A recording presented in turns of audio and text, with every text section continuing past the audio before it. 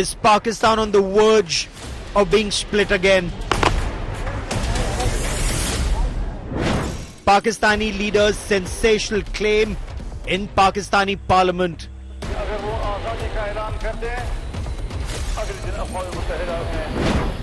Maulana Fazlur Rehman warns of Bangladesh 2.0 in Balochistan.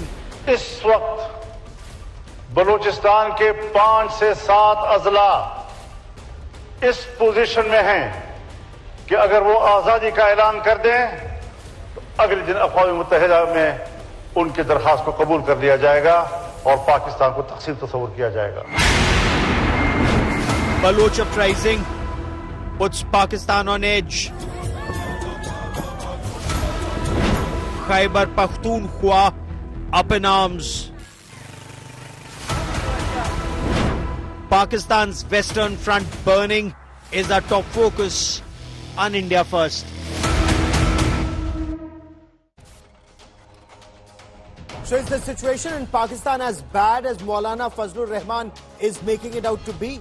Does Pakistan's state's writ no longer run in parts of the restive Balochistan province or even in Khyber Pakhtunkhwa? Is Pakistan sitting on a ticking time bomb which its army and now the state have actually no idea how to defuse? We seek answers.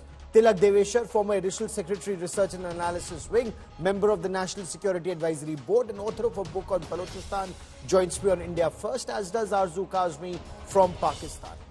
I'm Gaurav Sawant. As always, let's get started with the headlines on India First.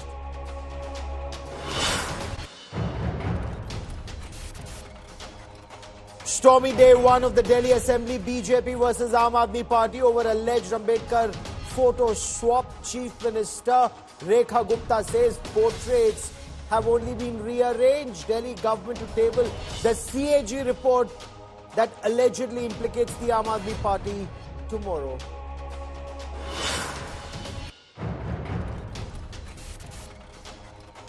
Amidst US aid showdown, Finance Ministry says no US funds for voter turnout last year, reveals a $750 million funds from US used in welfare projects.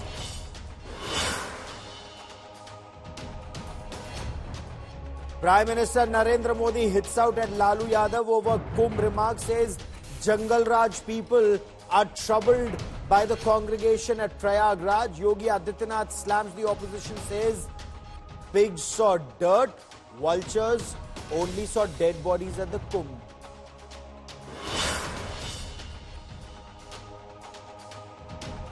India Today's Operation Donkey Impact. Licenses of 40 Amritsar-based travel agents revoked for facilitating illegal travel to the United States. Notices issued to 270 others by the Punjab police.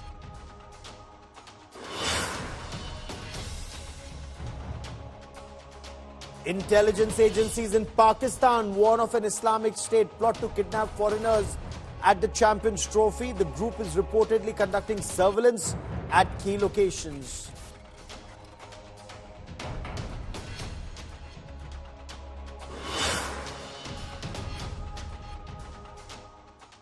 A statement made by a Pakistani political leader on the floor of the House, on the floor of Pakistan's National Assembly, that's Pakistan's parliament, has set the cat among pigeons. Maulana Fazlur Rehman of the Jamaat-e-Ulema-e-Islami Fazl group, a member of parliament, he's warned the Pakistani army, he's warned the Pakistani state that Pakistan is on the verge of losing parts of Balochistan. There is no army, there is no police in 5 to 7 districts of the largest province of Pakistan. But it's not just Balochistan he's warning about. There's trouble that's simmering even in the Khyber Pakhtunkhwa province. So all along Pakistan's western front, in the southern part, there's Balochistan. In the northern part, there's Khyber Pakhtunkhwa. So is Pakistan making the same mistake that it did in then East Pakistan in 1971? Genocide against civil society members, both in KPK and in Balochistan, as is being alleged. We bring you more in this report. as Baloch freedom fighters routinely target Pakistani security forces in Balochistan, a senior Pakistani political leader stood up in Pakistan's parliament, the National Assembly, and warned the government that Pakistan was at risk of being split again. Balochistan के 5 से 7 अजला इस position में हैं कि अगर वो आज़ादी का ऐलान कर दें तो अगले दिन अक़वाम मुत्तहिदा में उनकी दरख्वास्त को कबूल कर लिया जाएगा और पाकिस्तान को तक़सीम तस्वुर किया जाएगा. The statement was made on the floor of the House, and for the past 1 week, an embarrassed Shahbaz Sharif government is trying to brush ground realities under the carpet. But the Maulana's warning is clear. Neither Pakistan Army nor the police have any control over 5 to 7 districts in the largest province of Pakistan by size. What is even more alarming for Pakistan is the fact that its dream project with China, the CPEC, or the China-Pakistan Economic Corridor that ends at the Gwadar port, has now become a major bone of contention between the government and the people in Balochistan. International airport बनी है, एक ग्वादर का एक फर्द भी आज तक airport में भर्ती नहीं हुआ, चौकीदारी के लिए भर्ती नहीं हुआ, चपरासी के लिए भर्ती नहीं हुआ, तो बाकी तो पोस्टें छोड़िए. The recently inaugurated Gwadar airport hasn't brought either cheer or additional flights to Gwadar. Locals in Balochistan are unhappy at not being hired for either the construction or the operations of the airport. Railways and road connectivity remains work in progress, as does the construction of a 300 megawatt power project that is awaiting government clearance. Power supply from Iran is insufficient to encourage investment in Balochistan. जो project यहाँ बने हैं उससे अब तक लोगों को कोई खास फायदा नहीं पहुँच रहा है, ना मुलाजमतें लोगों को मिली हैं, एयरपोर्ट है वो नॉन फंक्शनल है, पोर्ट है उसमें काम नहीं हो रहा है, तो जब वो नहीं काम हो रहा है तो लोगों को रोजगार कहाँ से मिलेगा. To make matters worse for Pakistan, the situation in the Khyber Pakhtunkhwa province, or what was the restive Northwest Frontier province, has taken a turn from the bad to the worse. And there are many areas where Pakistani security forces are either unwilling or unable to check the writ of the Tehreek-e-Taliban Pakistan, an outfit ISI trained for decades. For Pakistan, trouble is intensifying all along its western front. Bureau Report, India Today.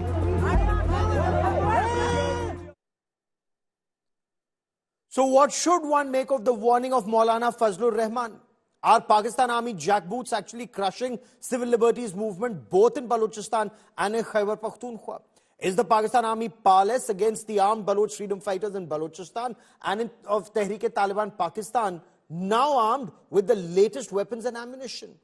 And is Pakistan on the verge of being split again, as he puts it? Joining me on India First is Tilak Deveshar, author of Pakistan, the Balochistan Conundrum, member of the National Security Advisory Board. Arzu Kazmi is a journalist who joins us from Pakistan. But Mr. Deveshar, what do you make of Maulana Fazlur Rehman's statement on the floor of the House in the Parliament of Pakistan? Is he exaggerating, or is he warning the state to open their eyes? There's trouble ahead in Balochistan. Thank you, Gaurav, for having me on your show. You see, you must realize that Maulana Fazlur Rehman is a very seasoned politician. Whatever he says, he does not say lightly.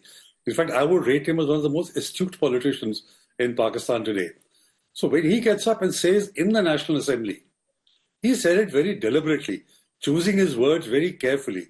So I think these words should be taken very seriously.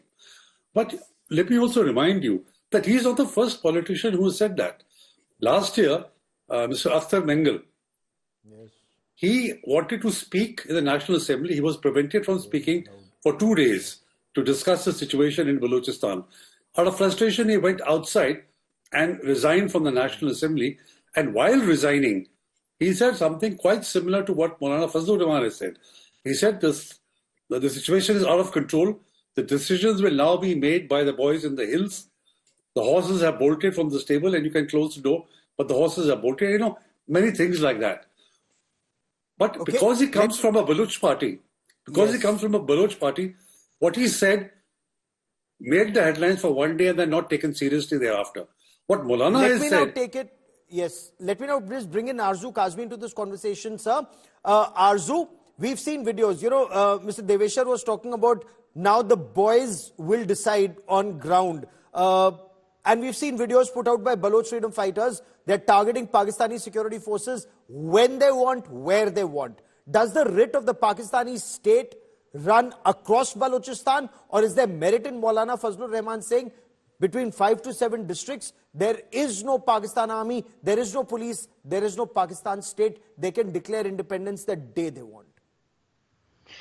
I think I agree with Maulana Fazlur Rehman और ये आप भी जानते हैं गौरव के हमने कई बार बात की है and we talk a lot about KPK as well कि वहाँ के लोग भी कह रहे हैं कि आर्मी और जो पुलिस है वो यहाँ से निकल जाए और वो लोग खुद डील कर लेंगे जो भी है लेकिन बलूचिस्तान के लिए as a journalist I feel कि हम लोग खुद भी वहाँ पे विजिट नहीं कर पाते और मौलाना फजलुर रहमान ने जो बात की है उसमें बहुत ज़्यादा वजन है आप कह सकते हैं कि उन्होंने बिल्कुल ठीक बात की और बहुत बोल्डली उन्होंने ये बात नेशनल असेंबली में खड़े होकर की है और आई स्टिल फील कि यहाँ पर जो है वो पाकिस्तान आर्मी और पाकिस्तान की जो गवर्नमेंट है वहाँ उनका कोई होल्ड नहीं है बलूचिस्तान के अंदर और वो सिर्फ और सिर्फ वहां पर मिसिंग पर्संस का इशू चल रहा है दूसरे इश्यूज चल रहे हैं उसको लेकर उन्होंने मेन स्ट्रीम मीडिया को भी ये नहीं कह रखा है कि वो उधर की न्यूज हमें कहीं से नहीं मिलती मेन स्ट्रीम मीडिया को अगर आप देखें तो they are not allowed to telecast the news from Balochistan so I think the situation is very critical और गवर्नमेंट को इस तरफ देखना होगा अदरवाइज जो आपने कहा बिल्कुल हम एक बार फिर 71 वाली सिचुएशन में चले जाएंगे mister देवेशर Pakistan is a nuclear weapon state. Let me for a moment play the devil's advocate. Pakistan is a nuclear weapon state.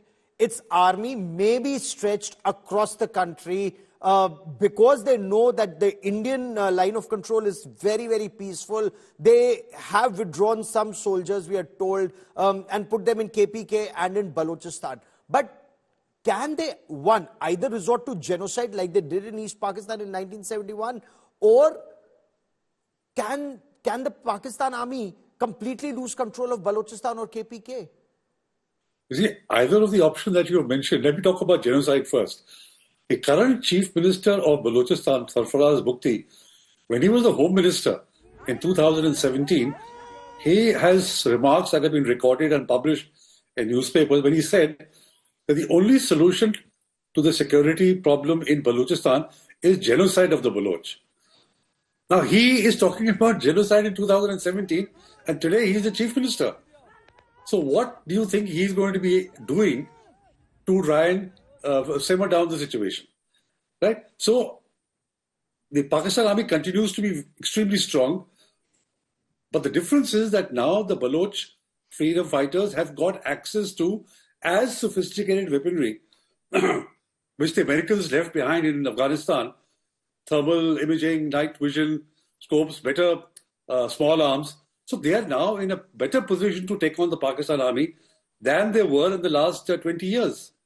So now if you add these two, and then you also factor in the fact that civil society has come to its fore, has come to the fore, and they have been launching large protest marches from Quetta to Islamabad and all over Balochistan, the Haq Do Tehreek in Gwadar, and the Baloch Dehti Committee. So the civil society has now also got into the act. And the Pakistan army, for one, does not know or cannot handle a civil society protest that is peaceful. And so, it's a real, very potent cocktail of anti-Pakistan sentiments, which has taken root in Balochistan, deep roots in Balochistan. And unless the army and the politicians adopt a different strategy, rather than shooting their way out of this, I really fear that what Maulana has said is going to come out true. Is there a time frame in your appreciation when it may come true? It's very difficult to talk about time limits. You see, when people's movement gain traction, nothing can stand against them. Now, since we don't get any ground reportage from Balochistan, it's very difficult sitting here to be able to say when it will fructify.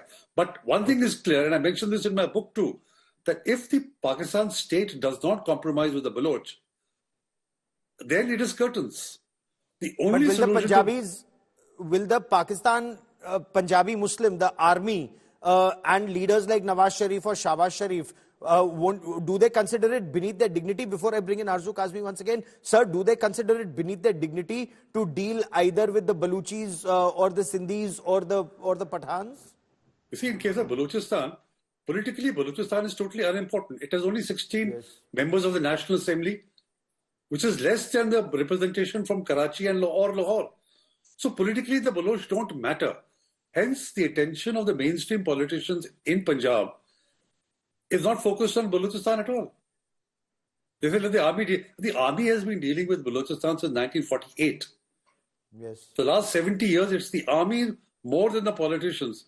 So the mess which is there and the fact that they can't control the situation or seek a political solution is because of the dominant presence of the army, the rangers, and the entire paramilitary paraphernalia which is over there. Okay. Arzu, the problem is not just, the armed freedom fighters, the images that we're also showing of an undated attack on the Pakistani army, but also civil society movements and women leading these civil society movements where they're called, I think, half widows or half brides because they don't know whether their husbands are dead or alive. Does the Pakistani government have a roadmap to deal with this?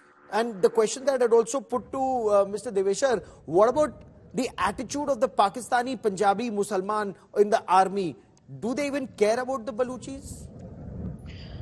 I think they don't care about the Balochis or from Balochistan people because कई बार ये लोग इस्लामाबाद भी आए हैं and I visited them at Islamabad Press Club और वहाँ पर जब last time जब मारंग बलोच आई थी doctor Marang Baloch to protest for a missing persons issues तो वहाँ की जो सामने जहाँ पर उनके टेंट लगा करते थे वो जगह एकदम तोड़ दी गई है ताकि दोबारा बलूचिस्तान से आके कोई वहाँ बैठ ना सके प्रोटेस्ट ना कर सके कोई गवर्नमेंट में से जाकर उन्हें विजिट नहीं करता अनफॉर्चुनेटली जो गवर्नमेंट है बलूचिस्तान की वो भी बिल्कुल एक तरह से आप उसको बेकार समझिए इसलिए कि वहाँ के जो लोग हैं जो उस असेंबली में हैं वो बलोची हैं लेकिन वो अपने लोगों के लिए कुछ नहीं करते थे जस्ट वांट कि उनका फ्लैग एक लगाओ गाड़ी के आगे उन्हें मिनिस्ट्री मिल जाए दैट्स इट हर कुछ दिन के बाद टीवी पे दिखाया जाता है 2-4 लोगों को बिठा देते हैं और कहते हैं जी इन्होंने हथियार डाल दिए हैं ये वो लोग हैं जो बीएलए से हैं या किसी और ग्रुप से हैं और इन्होंने हथियार डाल दिए हैं और पाकिस्तान की जो गवर्नमेंट है उसके साथ ये मेन स्ट्रीम में आना चाहते हैं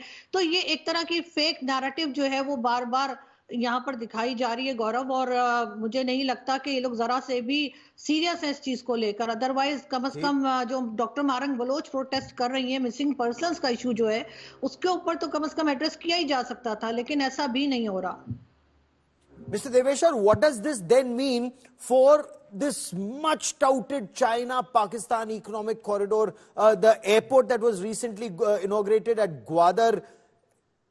Is the Chinese money sunk quite like Pakistan naval ship, that submarine Ghazi in 1971? You see, the CPEC, China-Pakistan Economic Corridor, has been languishing for the last at least 5-6 years. At its peak, the Chinese were supposed to invest $62 billion. I don't think they've invested more than 22 or 24. And there will be no fresh investment coming. Every 6 months, they meet. Ministers from Pakistan and China, they meet and they talked about CPEC 2 and they talk about a whole lot of other things. But actually on the ground, no fresh investment has come in because the Chinese and the Chinese banks have also realized now that this is sending good money after bad money because the possibility of returns is diminishing. Pakistan can't pay. It is dependent on the loans they're getting from China to boost up the foreign exchange reserves. So the so-called investment in CPEC is actually, I don't see how, the negotiation which was done initially the rate of return on these power projects is something like 20% or 22%. So the electricity produced is so expensive that people can't buy. So some power plants have even shut down or not working anymore because they can't sell the electricity. So the Chinese are pretty smart and they know exactly what is the financial situation, status in Pakistan. So yes, I think that CPEC is going nowhere, and I don't see how it can be revived because Pakistan's entire economy does that itself mean is on a very that slippery China slope. will not let go of that money? Will they take Gwadar by force, or can they take that entire territory from POJK down to Gwadar by force? They can't do it by force. They won't want to their all-weather friend and No, quite like the East India Company. No, but they are working on two proposals. One is to have Chinese troops on the ground in defense of CPEC, which Pakistan is, of course, resisting. Second, that the Gwadar should be handed over to them out of 99-year lease, something like what they've done with Hamban Tota in Sri Lanka. But there again, Pakistan is resisting. I don't see how much longer they can resist. Because, if you're on the back foot, if you're dependent only on the money that China has parked with you, China, Saudi Arabia, UAE, these are the countries that have parked money with Pakistan to boost their foreign exchange reserves. If you are so dependent, and if China says, no, we will not roll over the funds, even the IMF is going to pull back. And then Pakistan will go in for a default, which will really shake up the economy in a very bad way. And Arzu, there are people in Pakistan, we just played out some reactions from Gwadar when that airport came up. People are saying, हमको तो peon की नौकरी नहीं मिली, security guard की नौकरी नहीं मिली. Now they're saying that road connectivity नहीं है, rail connectivity नहीं है, 300 megawatts का एक power project आना था, वो नहीं आया. तो क्या ये पूरा CPEC और ग्वादर पोर्ट एक बिल्कुल डेड प्रोजेक्ट, एक स्टिल बॉर्न बेबी है? देखिए, अब तो किसी को भी कोई होप नहीं है इस सीपीसी प्रोजेक्ट से, और जैसे आपने भी दिखाया अपने क्लिप्स में जो लोग बात कर रहे हैं वहां के, तो डेफिनेटली यही कुछ चल रहा है. उनको कोई एक जरा सा भी कोई बेनिफिट नहीं हुआ है सीपीसी का, और लोग इंटरेस्टेड नहीं है. उनको ये भी है, जो बीएलए और दूसरे लोग अटैक करते हैं, उनका ये भी है कि जी आपने हमारी जमीन जो है हमसे पूछे बगैर आपने चाइना को दे दी है, और उसके बाद उस बात का उनको कोई फायदा नहीं है. तो डेफिनेटली लोग अब इस बात को समझ रहे हैं. Thanks to the social media and YouTube channels के, उनकी वजह से उन तक काफी बातें गई हैं. इवन आपका चैनल भी जो यूट्यूब पर सब जगह देखा जाता है, लेकिन इसी वजह से शायद एस्टैब्लिशमेंट बहुत परेशान है और ये सोशल मीडिया डाउन करके बैठे हैं कि कोई देख ना पाए. बट अब लोगों में अवेयरनेस आ रही है, बलूचिस्तान के लोग अपने लिए खड़े हो रहे हैं, और मुझे नहीं लगता कि अब उनको कोई रोक पाएगा कि वो अपने राइट्स जो हैं वो लेकर रहेंगे. बलूचिस्तान के लोगों ने तो प्रधानमंत्री नरेंद्र मोदी को भी चिट्ठियां लिखी थी और उनको राखी तक भेजी थी, जिसका जिक्र उन्होंने लाल किले की प्राचीर से भी किया था. और चलते चलते मैं आपको वो सुनवाना भी चाहता हूं कि what did prime minister Narendra Modi say from the ramparts of the Red Fort when he got messages from people in Balochistan. Listen in. पिछले कुछ दिनों से बलूचिस्तान के लोगों ने, गिलगिट के लोगों ने, पाक ऑक्युपाइड कश्मीर के लोगों ने, वहां के नागरिकों ने जिस प्रकार से मुझे बहुत बहुत धन्यवाद दिया है, जिस प्रकार से मेरा आभार व्यक्त किया है, मेरे प्रति उन्होंने जो सद्भावना जताई है, दूर दूर बैठे हुए लोग, जिस धरती को मैंने देखा नहीं है, जिन लोगों को विषय में मेरी कभी मुलाकात नहीं हुई है, लेकिन ऐसे दूर सुदूर बैठे हुए लोग हिंदुस्तान के एक प्रधानमंत्री को अभिनंदन करते हैं, उसका आदर करते हैं, तो मेरे 125 करोड़ देशवासियों का आनंद है, वो मेरे 125 करोड़ देशवासियों का सम्मान है. और इसलिए ये सम्मान का भाव, धन्यवाद का भाव करने वाले बलूचिस्तान के लोगों का, गिलगिट के लोगों का, पाक के कब्जे वाले कश्मीर के लोगों का मैं आज तहे दिल से आभार व्यक्त करना चाहता हूं. And the good news story, Mr. Deveshar and Arzu, India and New Zealand are through to the semi-finals, and sadly, Arzu, for you, Pakistan and of course Bangladesh, they're out. Their Champions Trophy campaign is over. But many thanks for joining me here on India Today. I quickly want to take our viewers to Assam now. Prime Minister Narendra Modi was in Bihar in the afternoon. Then he flew to Assam to participate in an event to mark 200 years of the tea industry in Assam. I want to leave you with these images. That's the Prime Minister's roadshow of sorts in a stadium. 8,600 artists from tea gardens across Assam came together to be a part of this celebrations. You hear the Prime Minister on the drums. There are 61 heads of missions who are there to witness this mega Jhumar in Guwahati. They visited the Kaziranga National Park, but I want to leave you with the dance and the music.